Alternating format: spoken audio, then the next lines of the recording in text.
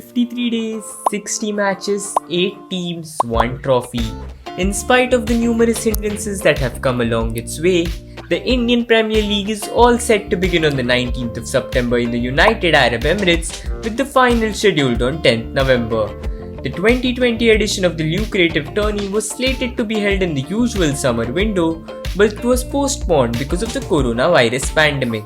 The season was originally supposed to begin on 29th March, but in mid-March, the IPL was postponed until 15th April amidst rising concerns of the virus in India.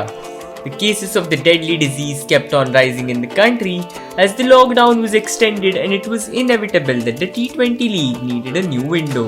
The BCCI waited for the ICC to postpone the T20 World Cup, which was scheduled in the October-November window, and once the ICC postponed the event, it paved the way for the Indian board to conduct the 8-team league. In India, the COVID-19 cases were on an upward trajectory, and hence the IPL Governing Council started figuring out the alternatives to conduct the league.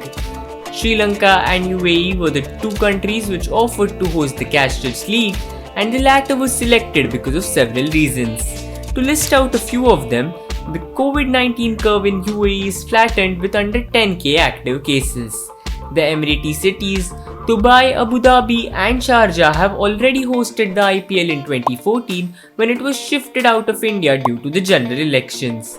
The country also has world-class cricketing infrastructure, and there is no shortage of facilities for the team. All the 8 franchisees have served their quarantine period and started outdoor practice and net sessions.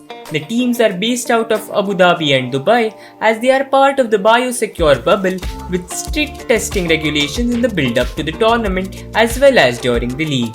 The BCCI and franchisees are up for a big challenge to maintain the biosecure bubble throughout the course of the tournament, but as they say, when the going gets tough, the tough get going. In the past, the BCCI has always stood up to the various unforeseen challenges that have come along the IPL's way. The pandemic is also an unforeseen obstacle, and until now the BCCI has done well with the preparations. The players, franchisees, the IPL Governing Council, broadcasters, sponsors and the biggest stakeholders of the game, the fans will hope that the tournament pans out in smooth fashion until the final ball is bowled and all the players as well as the support staff are in safe and good health. But the Chennai Super Kings faced glaring issues as 13 members of the franchise tested positive for COVID-19, including 2 players, Ruturaj Gaikwad and Deepak Chahar.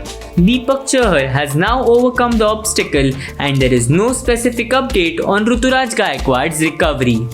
The IPL is now within reachable distance as the tournament is all set to start on 19th September as the Mumbai Indians lock horns with the Chennai Super Kings in the opening encounter, and everyone will hope that the tournament lives up to the billing.